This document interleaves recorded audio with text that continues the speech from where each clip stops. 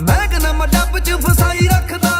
ਵੈਰੀਆਂ ਦੇ ਗਾਲ ਜੇ 'ਚ ਪੁੱਤ ਜੱਟ ਦਾ ਵੇਖ ਲਾ ਮਚਾ ਕੇ ਨੀ ਤਬਾਈ ਰੱਖਦਾ ਉਹ 100 ਸਾਲ ਪਿੱਛੋਂ ਜੱਟ ਕੱਢ ਜਾਂਦੇ ਖਾਣਾ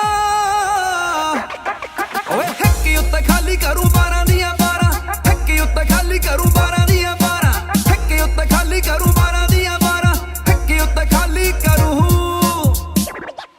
ਆਓ ਸੁਣ ਸਰਪੰਚਾ ਛੇਤੀ ਲੜਦਾ ਨੀ ਗੱਭਰੂ ਨਿੱਕੀ ਮੋਟੀ ਗੱਲ ਉੱਤੇ ਅੜਦਾ ਨੀ ਗੱਭਰੂ ਇਹ ਤਾਂ ਸਾਲਾ ਮਸਲਾ ਸੀ 10ਵੀਂ ਦੀ ਯਾਰੀ ਦਾ ਦੁਖਿਆ ਸੀ ਦਿਲ ਮੇਰੀ ਜਾਨ ਤੋਂ ਪਿਆਰੀ ਦਾ